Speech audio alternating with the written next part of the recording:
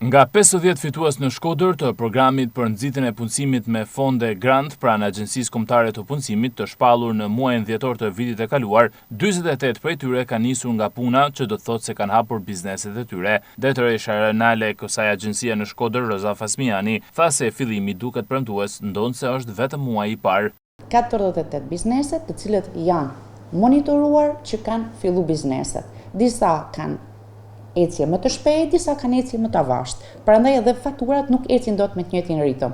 Aktualisht ne kemi 11 persona që akoma nuk kanë sjell akoma fakturat, janë komplet në kohë, për arsye sepse edhe baza ligjore i thotë që deri në fund të marsit, më thonë brenda 4 muajve, do bëhet edhe rimbursimi i kosteve. Zmiani thotë se është i larmishme si gjeografia e fituesve, ashtu edhe llojet e aktiviteteve të hapura. Një larmishmëri jashtëzakonisht qoftë nga ana e shpërndarjes gjeografike, më thonë që i bjen që jo vetëm të Shkodrës, pavarësisht shumica janë nga Bashkia Shkodër, por kemi malësit male, Puk, Dajq, njësitë administrative nga gjitha vaudejsht, por kemi edhe llojet kanë qenë nga të ndryshme. Për shembull, kemi klinikë dentare të një vajze e cila ishte dentiste e diplomuar, kemi arkitekturë, 2 arkitekturë, kemi në import-eksport, bimsh dekorative, kemi 2 nga këto.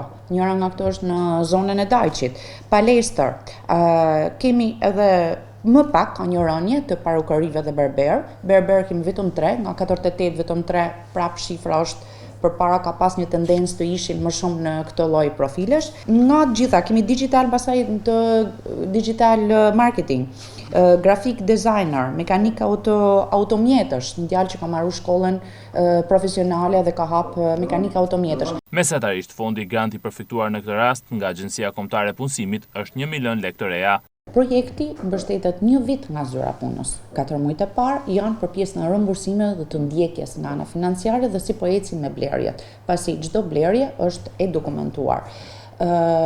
Pasi mbarojnë 4 muajt e parë, sepse disa mund t'i rimbursojnë brenda 2 muajve, disa mund t'i rimbursojnë brenda 3 muajve, por 4 muaj është pjesa e limitit. Më pas zyra punës i ndjek dhe i monitoron në vazhdimsinë, se si po ecin si biznese për 1 vit. Shumica atyre kanë marrë maksimalen, që është 10 milion lekë të vjetra, shumica atyre, po kemi edhe të tjerë që kanë marrë edhe më pak.